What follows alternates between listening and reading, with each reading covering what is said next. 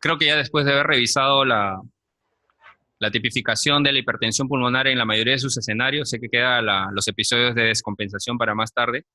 Eh, en esta oportunidad voy a tratar de brindar un panorama de cómo ha evolucionado la hipertensión pulmonar en Latinoamérica y algunos atisbos de poder compararlos con el mundo desarrollado. Para nadie es conocido de la gran heterogeneidad que existe en Latinoamérica. Aproximadamente somos 680 millones de latinoamericanos. La definición es bastante variable, porque algunos excluyen Brasil, algunos no excluyen Brasil. La definición más consensuada, si se pudiera llamar así, para definir Latinoamérica es todo lo que esté al sur de Estados Unidos. De manera que todo lo que esté al sur de Estados Unidos reúne más o menos 680 millones, que representa el 8 o 9% de la población mundial. Lo que ustedes pueden ver aquí es la densidad poblacional, donde a mayor número ustedes pueden obviamente notar que existe mayor población por superficie, y pueden notar que en diferentes países, por ejemplo, lidera México con un índice de 66, Ecuador, seguido de Colombia, ni qué decir del Centroamérica, donde superan 80, por ejemplo. En Sudamérica, a pesar de que nosotros nos consideramos con una densidad poblacional muy alta, no estamos dentro de los países que tienen mayor, digamos, población por superficie. Pero sí hay algo que sí es característico de la población latinoamericana, es justamente el gran mestizaje que existe. Y ustedes pueden notar que la mayoría de los pacientes, digamos, se divide entre aquellos que puedan tener un origen caucásico y en general el grupo llamado mestizo, que involucra toda una serie de etnias que en este caso, para no, solo para marcar el tema, pueden ser incluidos dentro del grupo de mestizos. Tenemos otras etnias que ustedes pueden notar acá que son menos, digamos, frecuentes, pero que el mensaje es transmitir que la población realmente es heterogénea en muchas formas, no en las formas solamente geográficas, por latitud, longitud, sino también por la etnia, que sabemos que traduce una variante genética también. Somos diferentes no solamente en el aspecto, sino también en la geografía. Ustedes bien saben que es diferente el paciente del nivel del mar que el paciente que vive a un nivel arriba de 2.500 metros sobre el nivel del mar, o el paciente que vive en la zona más antártica, o el paciente que vive en las zonas más tropicales. La condición de país en vías de desarrollo nos habla también de una diferencia en el estado socioeconómico que nos condiciona a un diferente acceso a los fármacos, una desigualdad en lo que significa el ingreso económico y que por ende en una condición educacional, lo cual es vital para el diagnóstico de esta enfermedad que es rara. Y por supuesto también esto va condicionado a una diferencia en las coberturas de salud que involucra un gran problema que tenemos en Latinoamérica, que es el diagnóstico tardío de la enfermedad.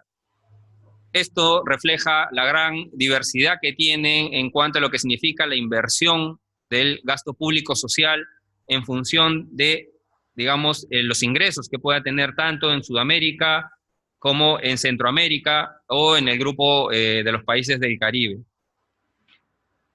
De la misma manera, si nosotros analizamos cómo se desarrollan los estudios clínicos, sabemos que estos van a condicionar siempre el desarrollo de los tratamientos en cada país. El hecho de que se desarrolle un ensayo clínico en un país involucra el interés del grupo profesional en saber que existen potenciales beneficios de fármacos y que por ende nos hagan tener una mayor conciencia del diagnóstico precoz, de la estratificación, porque eso es lo que nos hacen, lo que nos enseña el participar en un estudio clínico, el saber cómo reúno mis criterios de inclusión, cómo estratifico al paciente, bajo, no bajo, alto riesgo, y cómo luego doy el tratamiento para que en algún momento, si el fármaco es aceptado, poder administrarlo.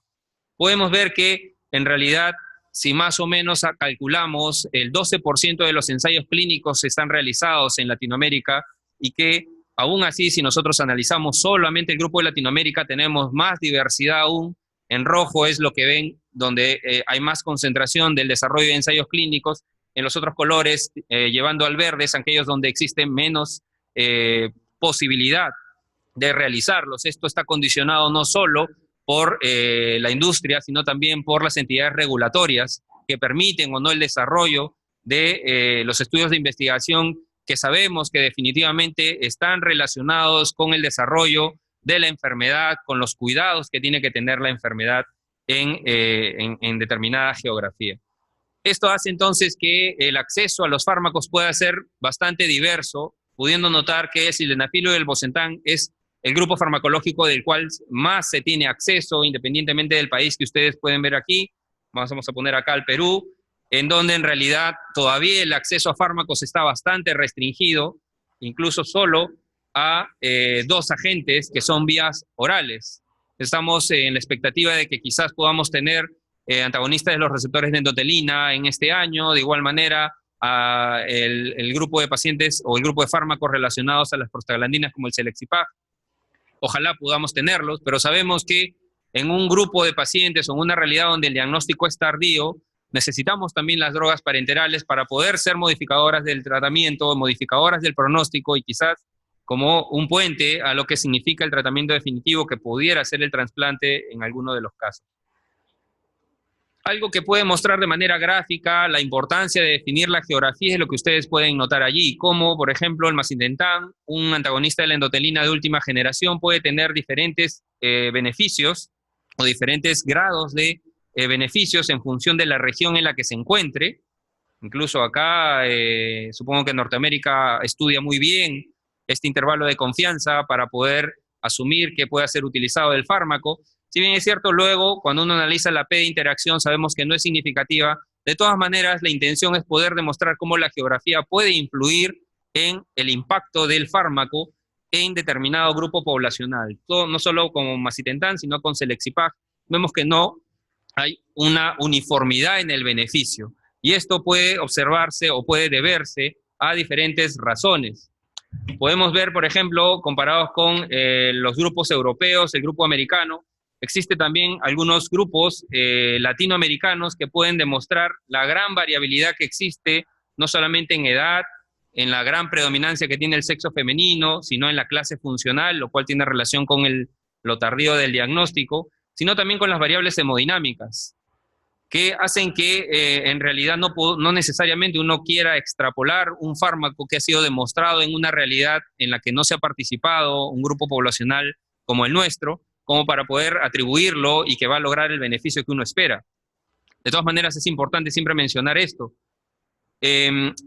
Este año, en el último evento americano, se pudo presentar un resumen del grupo del Reino Unido, donde se estudiaron 3 registros latinoamericanos, México, Argentina y Brasil, y se trataron de comparar con el grupo europeo, donde las principales diferencias era algo que ya lo habíamos comentado en las preguntas previas, la gran predominancia que tienen los pacientes jóvenes en relación al grupo latinoamericano comparado con el grupo europeo. 53% de los pacientes con hipertensión arterial pulmonar, sí estamos hablando del grupo 1, son generalmente pacientes en plena actividad económica, entre 18 y 45 años, mientras que en el grupo europeo representa solo el 24%, a diferencia de que el grupo americano y europeo tiene una predominancia con más de la tercera parte de sus pacientes, arriba de los 61 años, población que refleja solo el 14% en el grupo americano. Las comorbilidades también son diferentes, más tipos de pacientes con insuficiencia cardíaca, más pacientes con hipertensión arterial y algunos tipos de enfermedad autoinmune se ven de manera más frecuente en el grupo latinoamericano que en el grupo europeo, americano, norteamericano, ¿no? Esto no ha sido interpretado, pero uno puede asumir que tiene relación con la capacidad de recursos que uno pueda tener para evitar justamente estas comorbilidades, y esto puede hacer de que la tendencia en cuanto a la frecuencia de estos casos sea más prevalente en el grupo donde quizás existan menos recursos.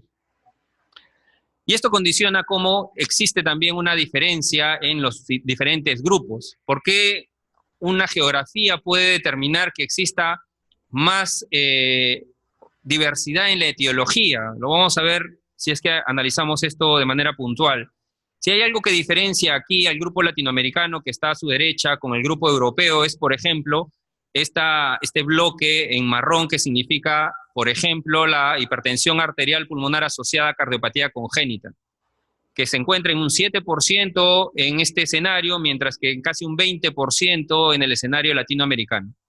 Y todos sabemos que el diagnóstico de esta enfermedad asociada a hipertensión pulmonar tiene relación con todo el screening que se debe hacer en la población recién nacida.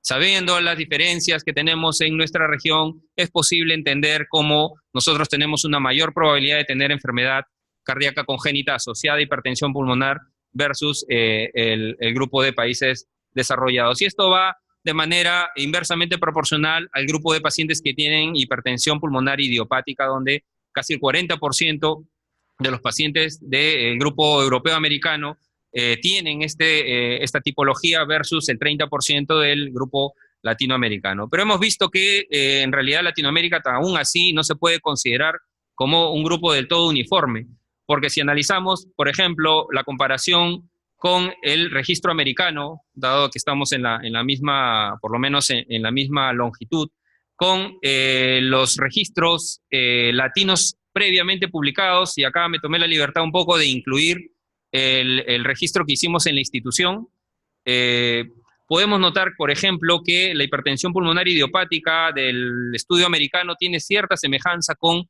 la frecuencia encontrada en el grupo chileno y en el grupo argentino, a diferencia del grupo brasileño, que muestra una menor probabilidad de tener hipertensión pulmonar del tipo idiopática.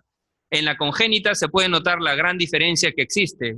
El grupo americano, menos del 10%, y en general el grupo latino tiene mayor probabilidad de tener cardiopatía congénita, y aquí puede notarse la gran diferencia que tiene al menos el registro institucional que hicimos con cerca del 80% de pacientes con hipertensión pulmonar asociada a cardiopatía congénita.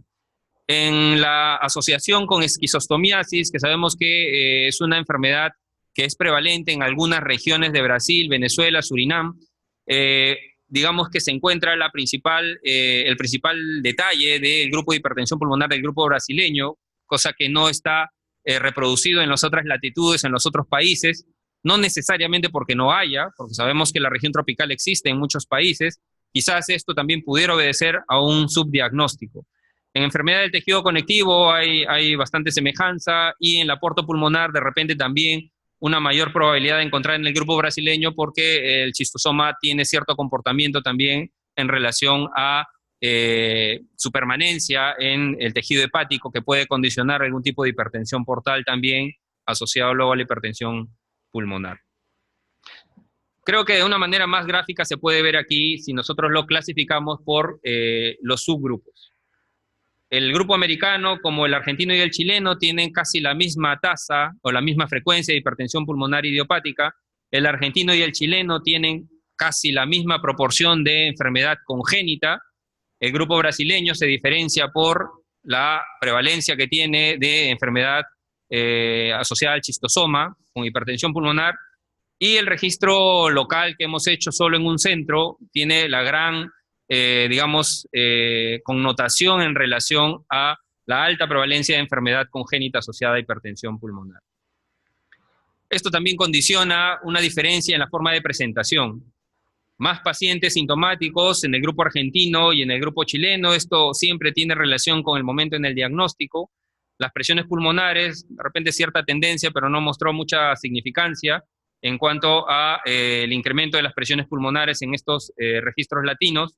La resistencia pulmonar, quizás el grupo peruano mostró un poco más el nivel de resistencia vascular pulmonar, denotando más enfermedad vascular pulmonar y sabiendo de que esto tiene implicancia pronóstica. Y lo que significa la aurícula derecha, sabiendo de que esto es un indicador de la disfunción que tiene el ventrículo derecho o de lo descompensado que está el paciente, que es más frecuente en el grupo brasileño y en el grupo del INGOR, que es donde laboro.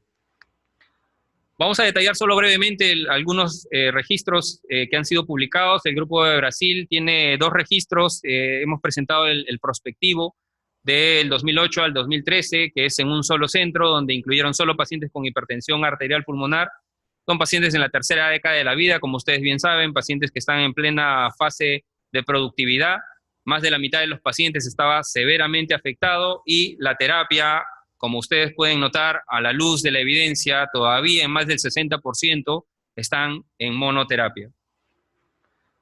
Argentina también tiene hasta 3 registros, hemos presentado el último, el recopilar, un registro prospectivo del 2014 al 2016, multicéntrico. La gran ventaja que tiene este registro es que ha incluido a los grupos poblacionales de las 2 asociaciones de cardiología, la de neumología, la de reumatología y la de pediatría, de manera que es altamente significativa la información que se obtiene de este registro, solo con pacientes de hipertensión arterial pulmonar.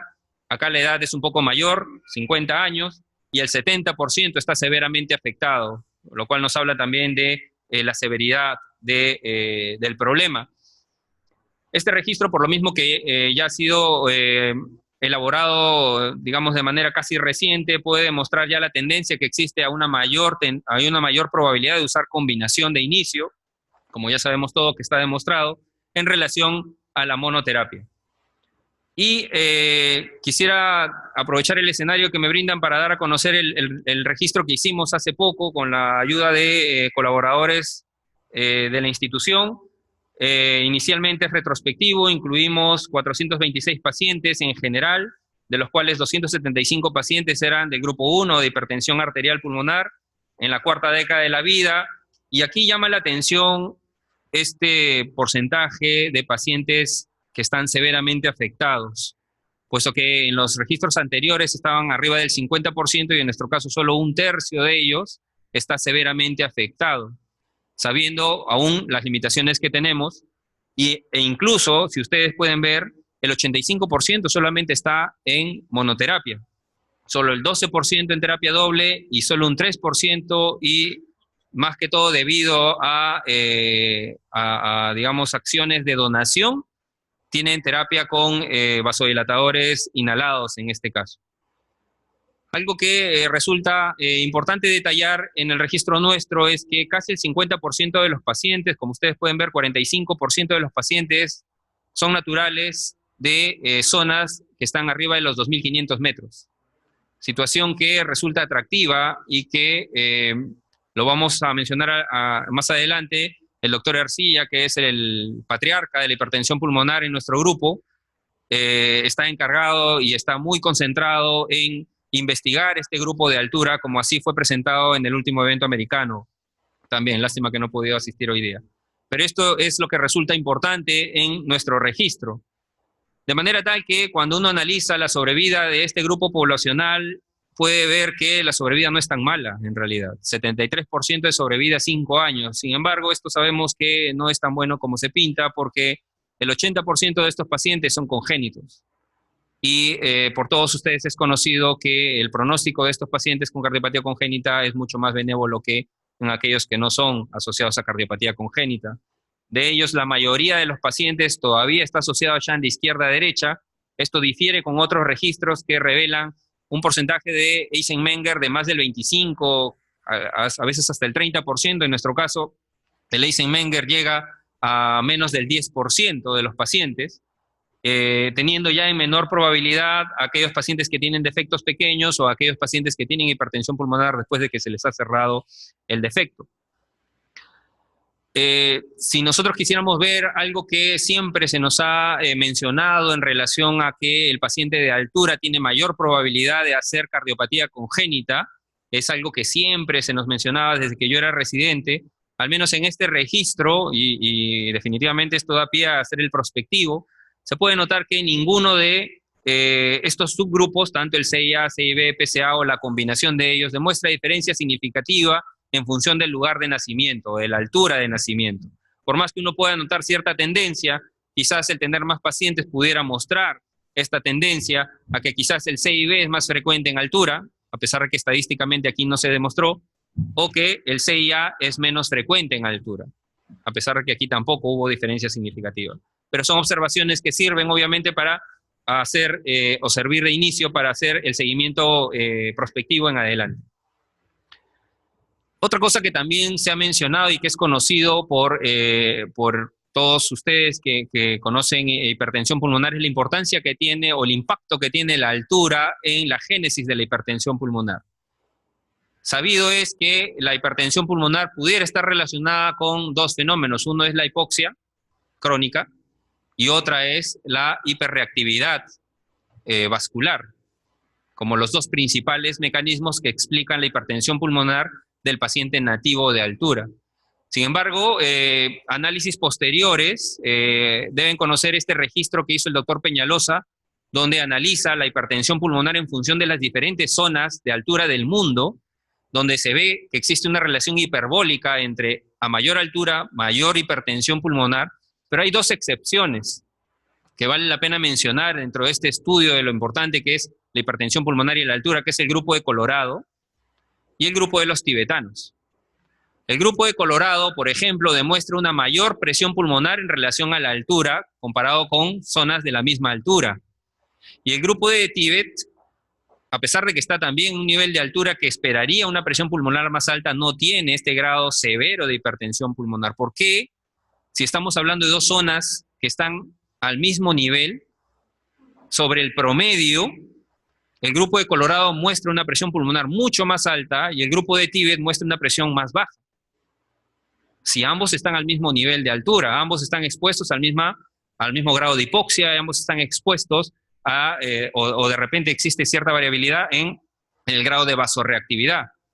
Y es ahí donde entran algunas interpretaciones que están, por supuesto, en constante evolución de lo que significa la adaptación fenotípica y la adaptación genotípica. Se habla de una adaptación fenotípica cuando el paciente, si bien es cierto, nace en altura, proviene de una etnia o de un grupo poblacional que recientemente se está adaptando a la misma. Se habla de que el grupo de Colorado son grupos de inmigrantes, que sabemos que los inmigrantes europeos estuvieron en el siglo XIV aproximadamente, de manera que tenemos de repente cerca de 1000 años de evolución de estos pacientes que están en estas regiones, por ejemplo, de Colorado, mientras que en el Tíbet tienen hasta 13, 14 milenios, en donde se atribuye que quizás puede existir una adaptación genotípica, donde ya no existe una determinada o una exagerada hiperreactividad, y ya no existe esta hipoxia, cosa que ha sido demostrada y que es el fundamento de lo que les menciono, de que cuando uno analiza al grupo de pacientes con hipertensión pulmonar provenientes del Tíbet, que están arriba de los 3000 metros, analiza de que la hipoxia no es tan severa comparada con la hipoxia de, por ejemplo, de los pacientes en Colorado. Y que la presión pulmonar, que esto ya está lo que les había mencionado, no es tan alta como aquellos pacientes que también viven al mismo nivel de altura, pero que provienen de otros grupos poblacionales. Todo esto sirve quizás para poder atribuir lo que hemos visto acá.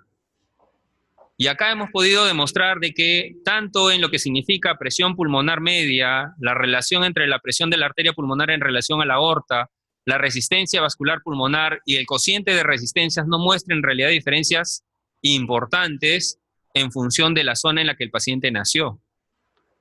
Debemos recordar nosotros que tampoco tenemos una adaptación, digamos, recientemente, es decir, no tenemos una adaptación fenotípica en el grupo andino.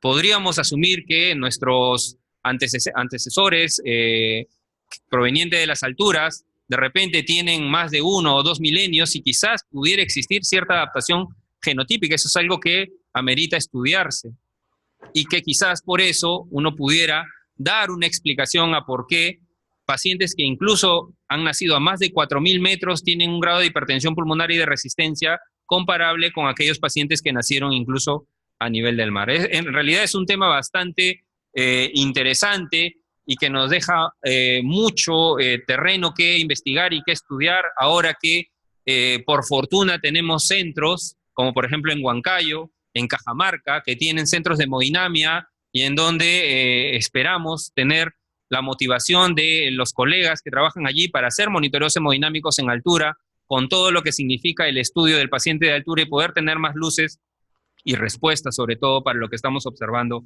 actualmente.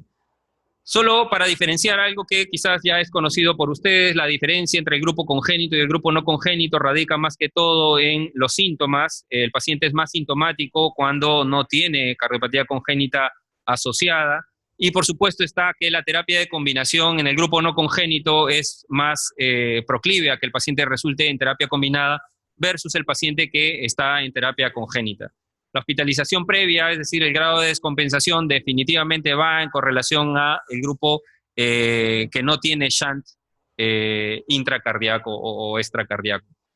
Esto también se refleja en las variables hemodinámicas, donde la presión pulmonar media es más elevada, como es de esperarse, en el grupo no congénito. De la misma manera, las resistencias vasculares pulmonares y el cociente de resistencias. Y esto, pues, en el devenir del trabajo diario, se presume que va a haber diferencias también en el tipo de intervención o cirugía que se puede hacer, sabiendo de que del grupo de congénitos no todos los pacientes son llevados a cirugía, y esto es algo también muy importante que nosotros transmitimos en nuestras reuniones locales, que el hecho que el paciente tenga un shunt que sea muy susceptible de ser cerrado por vía quirúrgica o por vía percutánea, necesita un estudio muy detallado de poder definir si realmente está a tiempo o no a tiempo de poder ser cerrado, porque lo peor que podemos hacer es cerrar un defecto que ya está en fase de pre-Eisenmenger y ni qué decir en el Eisenmenger. Entonces es muy importante dar el mensaje y por eso es que en el grupo tratamos de diferenciar bien a aquel paciente que realmente se va a beneficiar del cierre y por eso es que menos de la mitad de los pacientes congénitos son cerrados. El resto está en seguimiento, por supuesto sabiendo de que la sobrevida del paciente en Eisenmenger es mucho mejor que la sobrevida del paciente que no tiene hipertensión pulmonar asociada a cardiopatía congénita.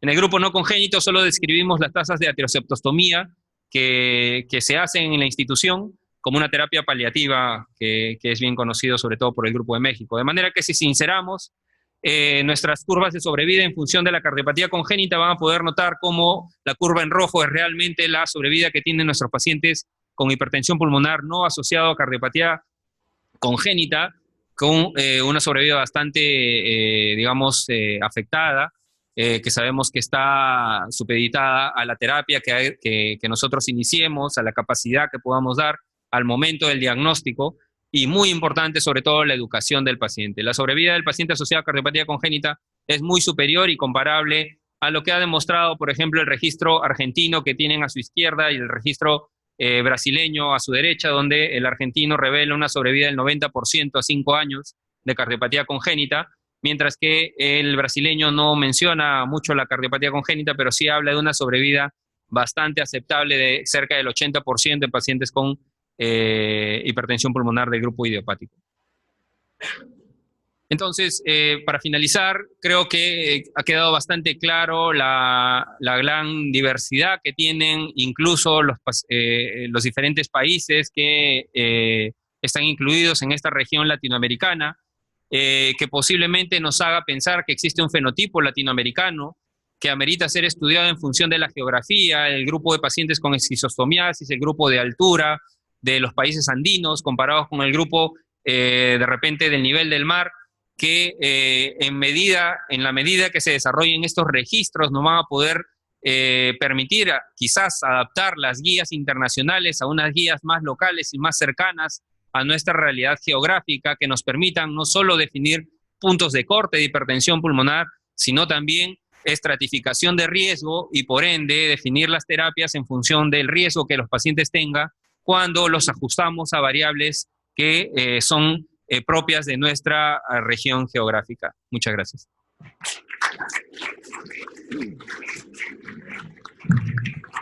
Muchas gracias al doctor Aguirre. Doctora Belinda, su pregunta. Gracias por la presentación. Me encantó el approach de Latinoamérica y cómo se compara al resto del mundo en Europa y Estados Unidos. Te pregunto, como veo la población que tienes aquí, de este registro de sobre 500 personas con una clase funcional bajita y en monoterapia, lo veo como una oportunidad para entrar en clinical trials de multicentro y multinacionales, porque es a donde se está moviendo. Los trials ahora están buscando personas que estén menos enfermas y a la misma vez te ofrece la oportunidad de introducir tratamientos que no, de otro modo no tuvieras acceso para el paciente. ¿Cuál tú crees que es la barrera para que existe ahora mismo aquí en Perú para no poder participar? Si crees que hay alguna en estas. Gracias. Definitivamente creemos que es una oportunidad. las variables que tenemos son variables que definitivamente son de interés para todo tipo de ensayo clínico. Quiero hablar de manera positiva y con mente, digamos, proactiva en el sentido de pensar de que tenemos el grupo para formar parte y que quizás la limitación que tenemos para que esto no se lleve o no se haya concretado, más que todo depende de las entidades regulatorias.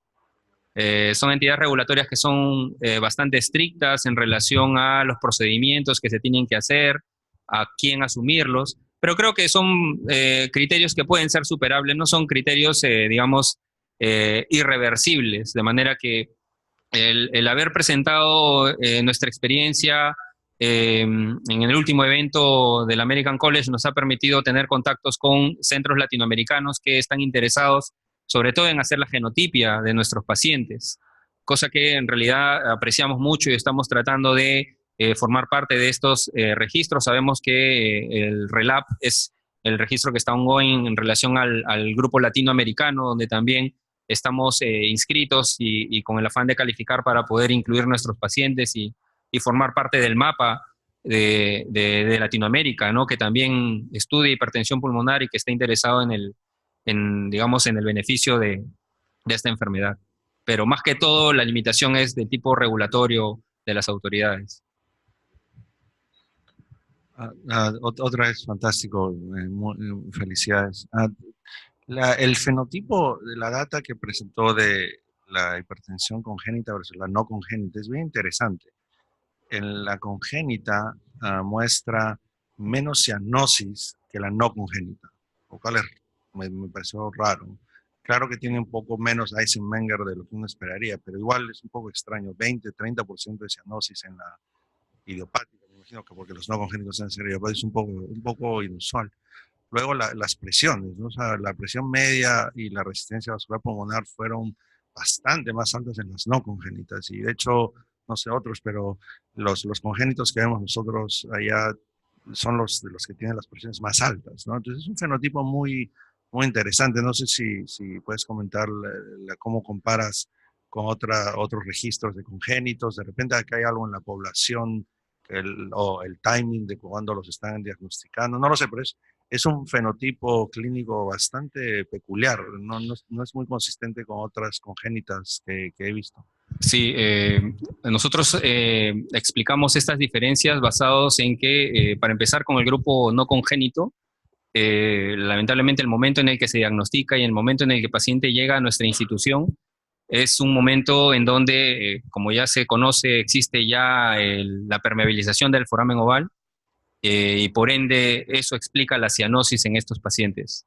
Eso explica el hecho de que nuestros pacientes tengan mayor insuficiencia cardíaca derecha y por ende pues mayor disfunción ventricular del lado que se asocia con las presiones de aurícula derecha elevadas, que si, bueno, solo analizamos números sin poder tener la chance de ver diferencias significativas, nuestra media de aurícula derecha en los pacientes no congénitos es alrededor de 12, comparado quizás con la brasileña, que está alrededor de 10.5, cuando la chilena y la argentina tienen presiones de aurícula derecha menores de 10, cerca de 8, o sea, casi en el rango de lo que marca la guía.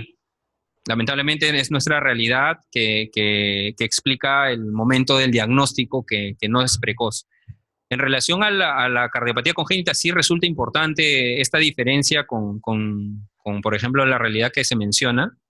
Y eso también atribuye algo de repente sesgado pero beneficioso para los pacientes, que es el hecho de que el paciente, ni bien tiene un defecto diagnosticado, de inmediato es referido a nuestra institución con la misión de que sea cerrado. Solo por el hecho, como debería ser. O sea, solo el hecho de que sea diagnosticado involucra que sea referido. De manera tal que justamente es ese grupo de pacientes el que llega prácticamente en clase funcional 1-2. Prácticamente esos pacientes llegan, y por eso en el gráfico del tipo de cardiopatía congénita, más del 80% son asociadas a shunt de izquierda-derecha, y por ende nuestra tasa de cianosis es menor. Pero tampoco nos engaña, porque sabemos que los Eisenmenger están allí tratando de entrar. Y realmente por eso es la importancia de desarrollar el multicéntrico con la finalidad de sincerar estos datos, ¿no? El Eisenmenger está ahí. no hay manera de pensar que tengamos poco Eisenmenger. El Eisenmenger está en nuestra altura, en nuestra selva, que son pacientes que lamentablemente de repente ya son asumidos como pacientes que no tienen mayor respuesta, ¿no? Es una realidad que tenemos que asumir, pero esa es la principal diferencia. Tengo una muy buena presentación, lo felicito. Le quería preguntar cómo hace para evaluar la sobrevida de los pacientes, cómo sabe el estado de sobrevida, si están vivos o muertos, cómo lo sigue en el registro, que no debe ser fácil, me imagino. Definitivamente. Aquí tenemos una conducta de que el contacto telefónico solo dura un año. De manera que nos hemos valido de múltiples estrategias donde la institución nos favorece en el sentido de que tenemos actualmente ya una red interconectada del sistema de seguridad social, donde nos permite entrar en contacto con otros hospitales, no solo del INCOR, donde trabajo, sino de que de esa manera nos permite poder evaluar, primero, que el paciente esté vivo, y segundo, si el paciente ha tenido episodios de descompensación, que no se han mostrado acá porque esa información es un poco más compleja de presentar, pero es la manera en la que podemos establecer el seguimiento de estos pacientes, tanto de los que se han cerrado como de los que no se han cerrado, para poder definir realmente la clase funcional que tienen, y más preocupados nosotros en los que se han cerrado, porque sabemos que a partir del 5º año es donde se comienza a exacerbar la enfermedad vascular pulmonar de ellos, y esos son los pacientes que son de interés en los ensayos clínicos sobre todo, ¿no? Pero sí es harto complejo hacer el seguimiento, y al menos hemos tenido hasta 5 años un promedio de seguimiento más o menos del 80% de los pacientes. Hello. Gracias. Me hablaste de hipertensión pulmonar arterial, pero en términos de todas las hipertensiones pulmonares, los 5 grupos, ¿cuál es o cuáles son los más prevalentes acá en el Perú? Definitivamente nuestros hallazgos se condicen con lo que ya es conocido, digamos, publicado todo mundialmente, ¿no? Es la del grupo 2, definitivamente. Es la más prevalente en nuestro centro, que es a lo que podemos hablar. Y también basado en un registro que se inició justamente por José Ercilla el año antepasado, donde se intentó justamente recoger esta información. Lamentablemente necesitamos mejorar esta parte del reclutamiento, pero en base a eso se pudo identificar que por lo menos el 70% de nuestros hipertensos pulmonares son del grupo 2. El que sigue es el grupo 1. Justo está Alberto tratando de ver también lo importante que significa hacer el monitoreo hemodinámico en los pacientes del grupo 3, porque eso también constituye un centro de atención. En algún momento tenemos acá representantes del grupo neumológico en el sentido de lo importante que resulta, por ejemplo, investigar la secuela de la tuberculosis y la hipertensión pulmonar, que es algo que no está estudiado definitivamente, pero que es un punto también donde uno puede obtener información, ¿no? Y en mucho menos proporción tenemos el grupo 4, como también es conocido. Ya. Para terminar con la parte del grupo pulmonar, no tenemos ya ahí sí las cifras. De repente Alberto Matsuno pudiera ayudarnos allí en el sentido de cuál es la causa más frecuente de hipertensión pulmonar asociada al grupo 3. Pero no debemos olvidar que algo que justamente está en medio del estudio por la altura es que la hipertensión pulmonar del grupo de altura está en ese grupo. Entonces definitivamente eso va a enriquecer el grupo 3. Y bueno, hacia eso apuntamos. En relación a los otros tipos, hemos tenido pues menos del 1% de pacientes asociados a enfermedad por HIV, también de la misma proporción hipertensión pulmonar portopulmonar, y la cardiopatía congénita obedece también a una sensibilización con el grupo de reumatólogos, porque definitivamente sabemos que allí está la enfermedad del tejido conectivo, sobre todo con el pronóstico más adverso que tiene. Entonces estamos ahí en vías de desarrollar registros con el grupo de reumatología de otros hospitales, de manera que se pudiera integrar a pacientes que no estén aún diagnosticados y que tengan, por supuesto, pues la esclerodermia o la enfermedad mixta del tejido conectivo y las otras variantes, ¿no? Realmente estamos en un proceso en el que hemos sentado una base sobre la cual esperemos nos den los recursos y sobre todo las posibilidades de poder enriquecer cada uno de los subtipos y tener una, digamos, una diversidad de acuerdo a lo que se produce y lo que se publica en otros centros, ¿no? Con las otras subentidades de la hipertensión arterial pulmonar. Una pregunta, vi que tienen una alta tasa de atrioseptostomía, 14%, y me imagino que es porque no tienen todos los tratamientos disponibles y necesitan hacer eso como medida de salvaje. Pero, ¿cuál es su tasa de éxito en estos pacientes y si tiene algún dato en la sobrevivencia luego de hacer la septostomía? Gracias, sí. Hemos hecho 8 atrioseptostomías. Recordemos que son cerca de 40 pacientes del grupo idiopático o del grupo no congénito asociado a hipertensión pulmonar, donde entra el grupo de enfermedad de tejido conectivo también. Hemos hecho otras atrioseptostomías. Hemos tenido 2 generaciones de atrioseptostomías. Las primeras 2 que fallecieron en el procedimiento fue por la selección. Digamos que estamos hablando del año 2005 hacia atrás, donde de repente el paciente, cuando ya tenía un último recurso, con falla cardíaca derecha, difícil tratar, de repente ya un edema refractario, con necesidad de inotrópicos, y a pesar de que las presiones del atrio derecho y la saturación no eran contraindicación, lamentablemente los pacientes fallecieron en los primeros 3 días del procedimiento. Conociendo eso y ya obviamente con las especializaciones que ha tenido el grupo, hemos deseleccionado mejor al paciente. Y bajo los criterios que ya se conocen, que priorizó Julio Sandoval en México, hemos hecho luego 6 atrioseptostomías, de las cuales todas han sido exitosas. El paciente ha mejorado la clase funcional, si era de 4 a 3, de las 6, solo 3 han mejorado de 3 a 2.